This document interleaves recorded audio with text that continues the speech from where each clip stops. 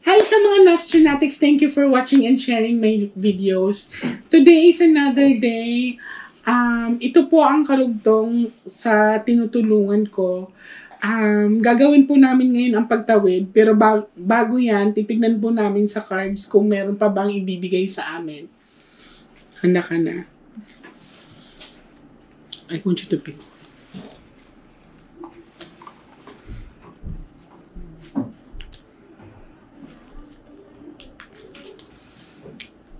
Cut that now.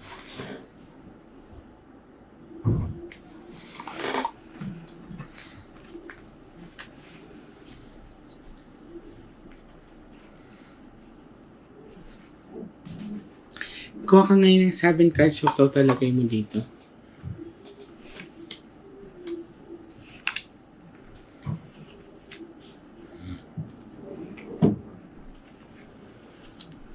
Daddy, relax mo na katawan mo, ha?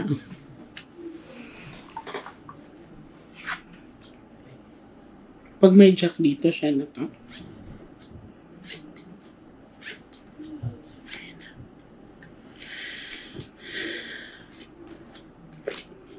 Ano nga tong Ace of Heart? Ace of Heart is happiness and love at peace or life. So, gusto niya ng katahimikan, kuya. Ikaw to.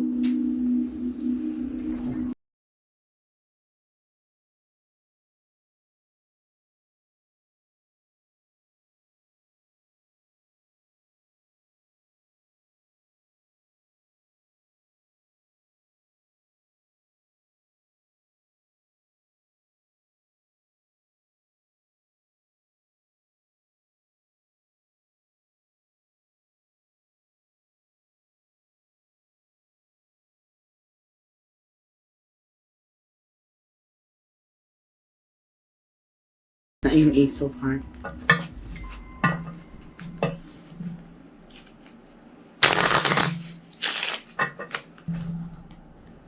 Cut tatlo.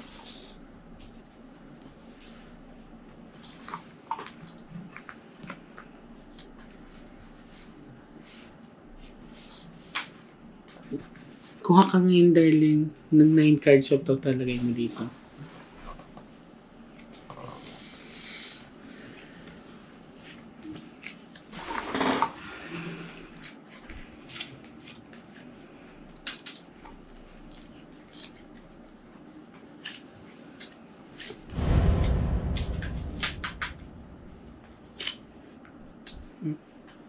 Ano nga ito? Wag po. Bad luck card. So, pinatay talaga siya.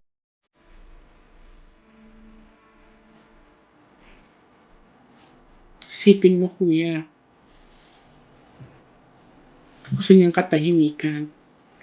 Tapos ito. Bad luck card to, diba? Nakadikit ang jack.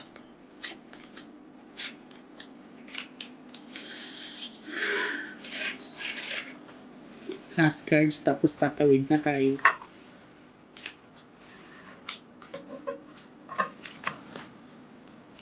Cut tatlo.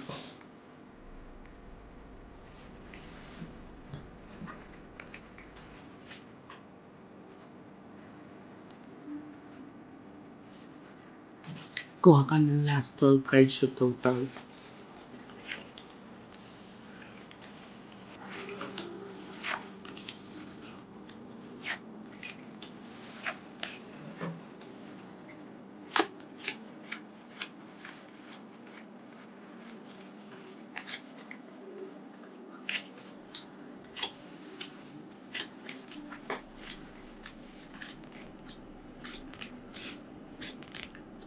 Lagi lumalabas yung jack. So, nakikipag-communicate siya sa baraha.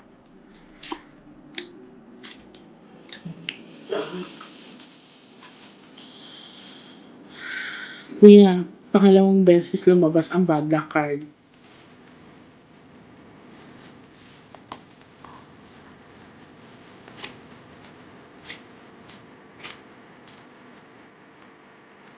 Humihingi siya ng tulong sa'yo. King is a representation of father. Okay. Handa mo na sarili mo. Hinga ka maluwag. At pairam akong upuan, pe. Tanggalin mo mask mo para makapagsalita ka ng maayos.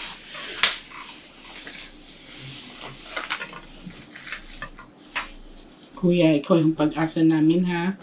Anak mo. Bibigat lang yung dibdib mo, ha? Kung anong makikita mo, kung anong maririnig mo, sabihin mo sa amin, ha? Relax mo yung katawan mo. Nakapikit ka pero parang ka nakadilat, okay? Huwag ka matakot, andito ako. Pikit mo mata mo.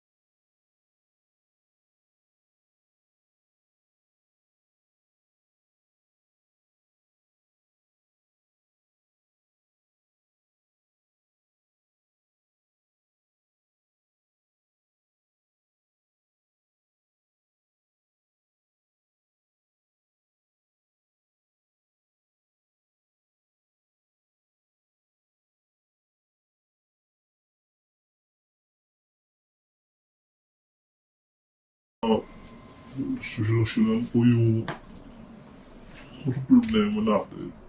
Nak, makita ka.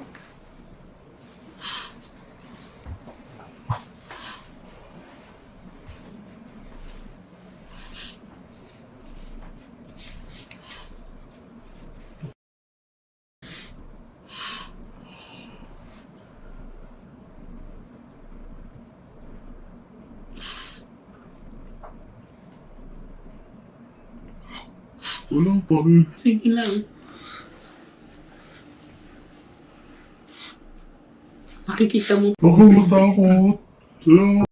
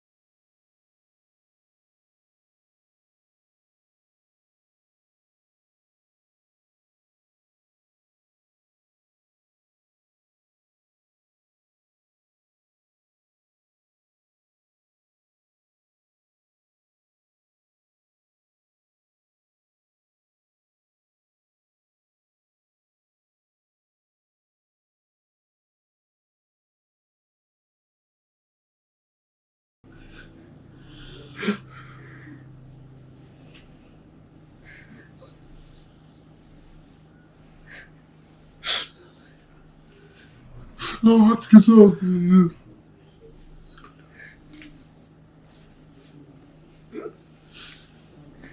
Bakit ginawa ng mama niya, kuya?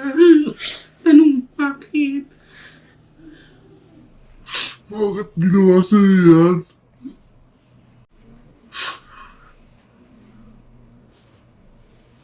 Ayaw daw ko lang maingay.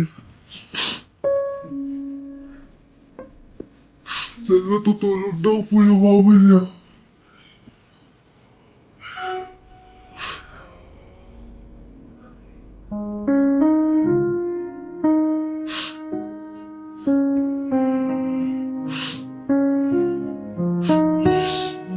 Sinasabi ng anak ko, makapasama ka sa akin.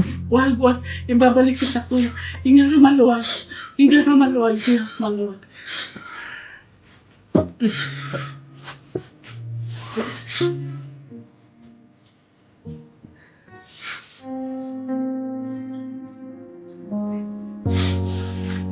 Bigat ka, kuya.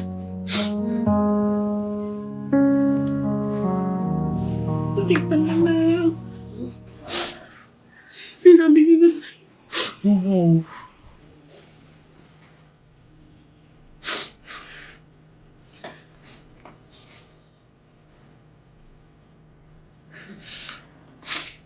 Hindi magsisinungaling ang anak mo, kuya. Alam mo na yung katotohanan ngayon.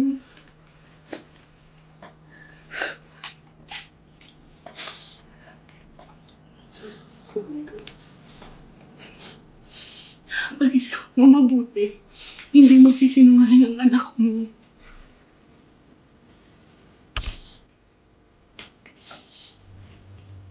Anong itsura niya? Masaya po siya. So, nakita ko siya. Parang siya naglalaro. Parang gano'n. Pero nakita niya ako. Natakot sa'yo. Takot siya lumayo siya noon. Bakit niya tinuturo yung likod niya? Ano daw ginawa sa Yun na yung paano sa kanya. Kasi maingay siya. Kuya, alam mo na binanggit niya yung pangalan. Sinong gumawa? Mama niya po. Mama niya kasi, mama kasi ang tawag niya po doon sa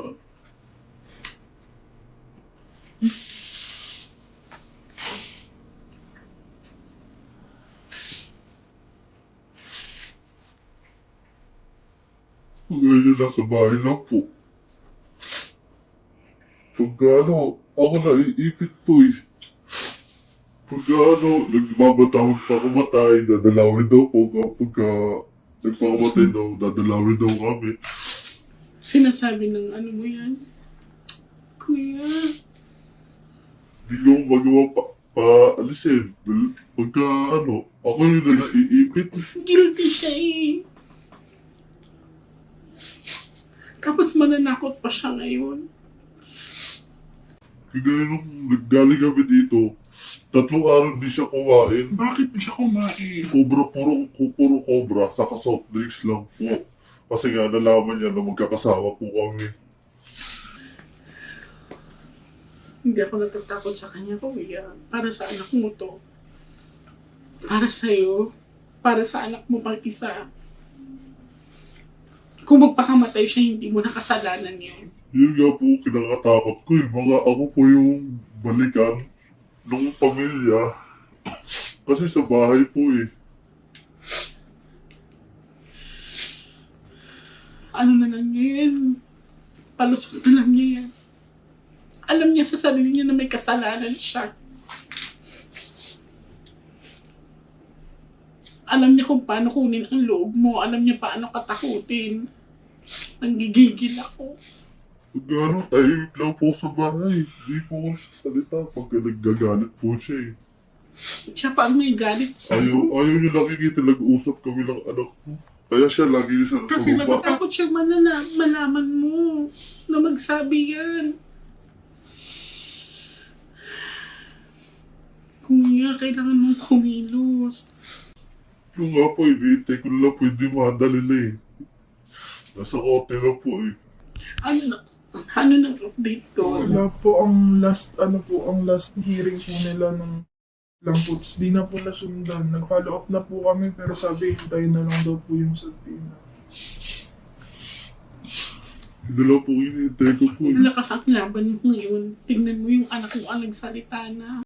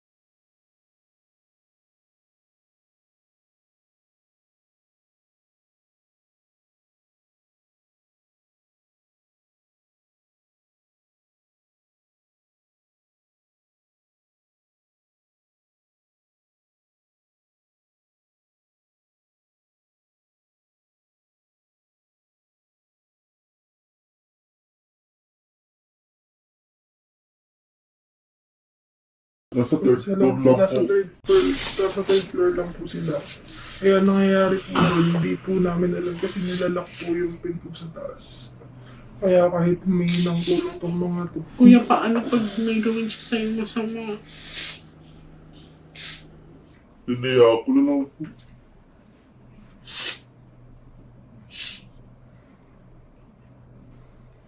Minsan nga hindi ako nakakatulog ng maayos eh. Ang binabantayan ko yung kilos na eh. Kasi hindi mo na alam kung ano nasa isip niya ngayon. Lalo na alam niya na kumikilos kayo. Sinasabi niya daw po dyan na wala na daw siyang kakampi sa bahay.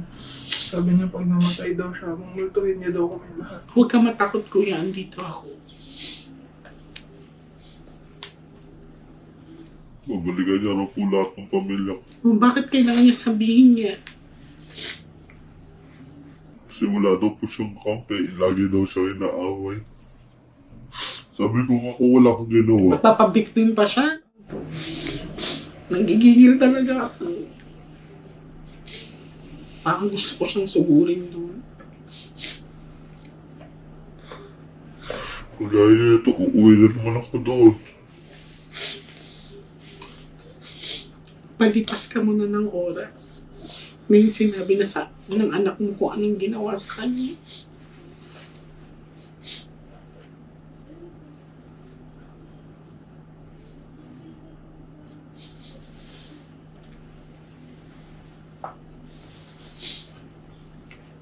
Basta kuya, isipin mo may anak ka pa. Hindi pwedeng mapanghinga ka ng loob. Kailangan presence of mind ka.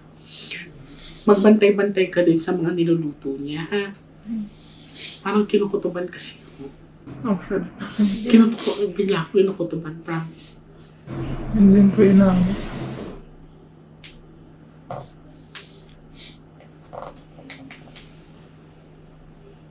Kinukutuban talaga ako.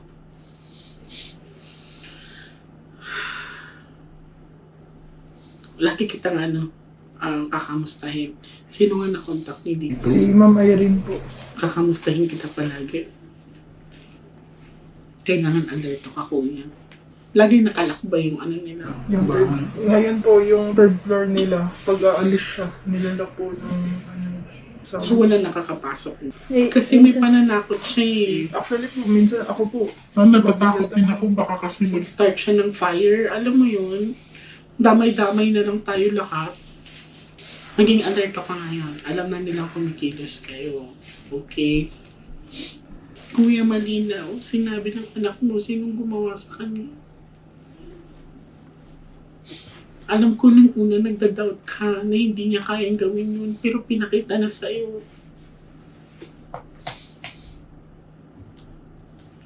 Hindi mo deserve ang ganyan, kuya, na makasama. Nakikita ko mabait yung anak mo. Mabait ka. Nakikita ko, nararamdaman ko yan. Kaya, putulin mo na yung rehas na ginawa niya, kuya. Wasakin mo yan. Hindi pwedeng maging sunod-sunuran.